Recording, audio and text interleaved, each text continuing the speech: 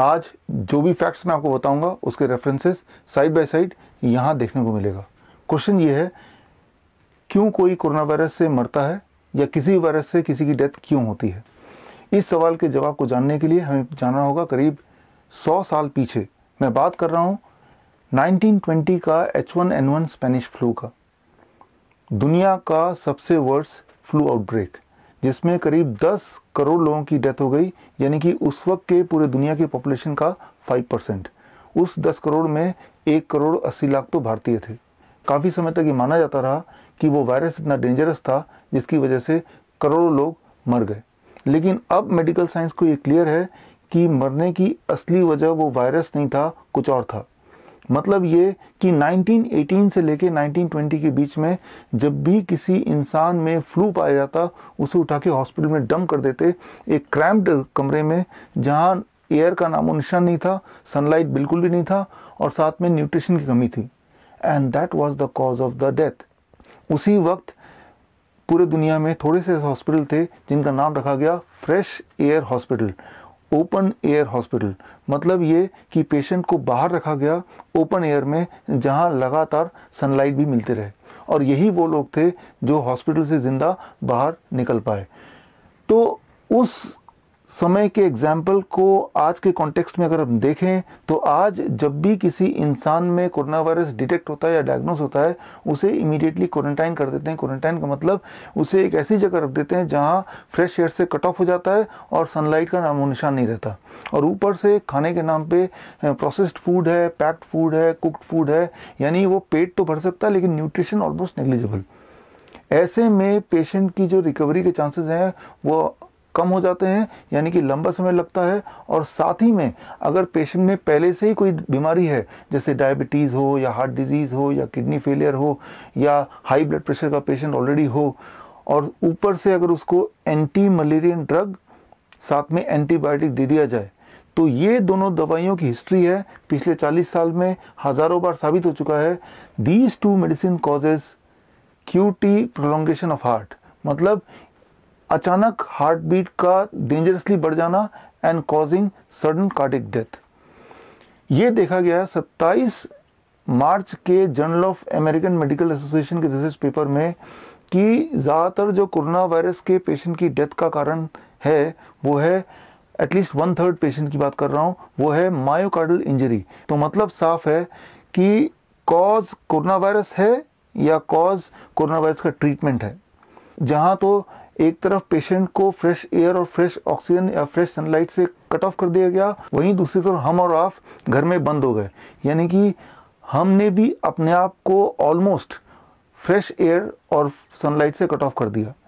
Air और sunlight भगवान का दिया हुआ दो दुनिया का सबसे बड़ा एंटीवायरल है, और ये एंटीवायरल ही नहीं, एयर और सनलाइट हमारी इम्यूनिटी को भी बूस्ट करने का सबसे बड़ा इंपॉर्टेंट रोल प्ले करता है।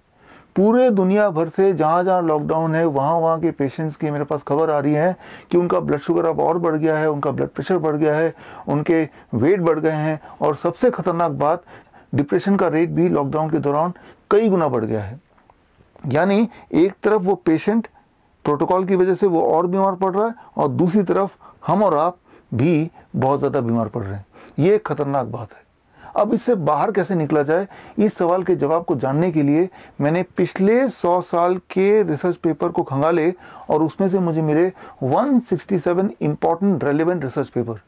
उन सारे रिसर्च पेपर को पढ़ने के बाद मैंने निचोड़ा और मुझे मिला 3 स्टेप प्रोटोकॉल। ये 3 स्टेप प्रोटोकॉल पिछले 4 साल से मैं लोगों को अलग अलग जरिए से बता रहा हूँ, और आप में से हज़ारों लोग ऐसे हैं जिन्होंने H1N1 के टाइम पे, डेंगू के टाइम पे, चिकनगुनिया के टाइम पे या इन्फ्लुएंजा जैसे कोई और फ्लू के टाइम पे ये 3 स्टेप प्रोटोकॉल यूज़ किया और हज़ारों बार अपने आप को ठीक किया। आप में से अगर वो लोग हैं जो जिन्होंने पास्ट में 3 स्टेप प्रोटोकॉल फॉलो करके अपने आप को ठीक किया, तो आप बाकी लोगों के एनकरेजमेंट के लिए वीडियो बनाइए और मुझे भेजिए ताकि मैं उनको दिखा पाऊँ, या फिर आप कमेंट में जाके अपना टेस्टिमोनियल दीजिए ताकि उनको एनकरेजमेंट मिले। और अगर आप सीखना चाहते हैं वो 3 स्टेप प्रोटोकॉल, तो स्क्रीन पे दिए हुए लिंक में जाके एक वीडियो देखिए। वीडियो का नाम है only truth can save the Mankind.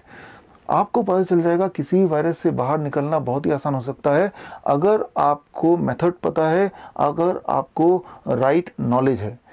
आप में से वो लोग जो बहुत गहराई में जाके इसको समझना चाहते हैं, तो उनके लिए world health day that is 7 अप्रैल को मैंने किताब लॉन्च की थी, मेरी किताब जिसका नाम है corona the scandal of the millennium.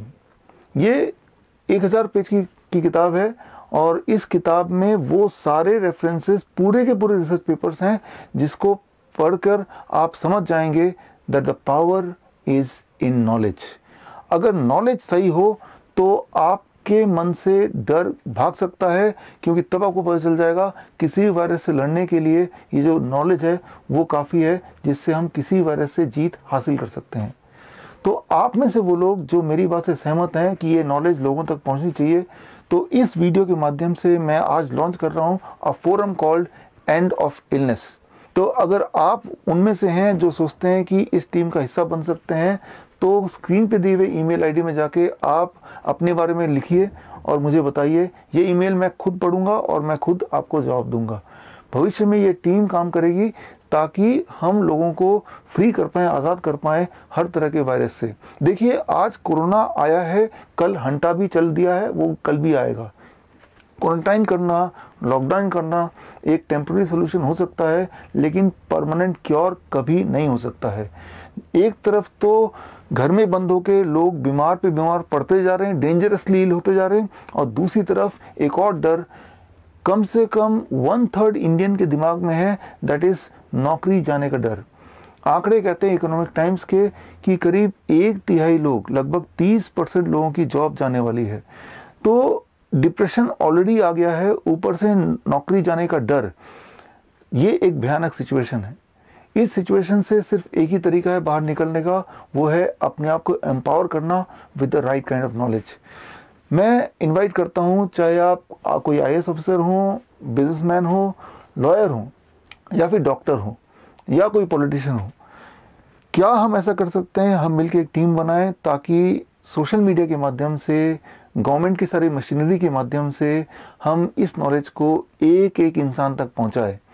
और अगर हमने ऐसा कर दिया तो भविष्य में न जाने कितने वायरस और आएंगे, लेकिन हम सब इक्विप होंगे कि उस वक्त हम खुद अपना डॉक्टर कैसे बने, हम खुद अपना सोल्जर कैसे बने, हम खुद अपना इलाज कैसे करें।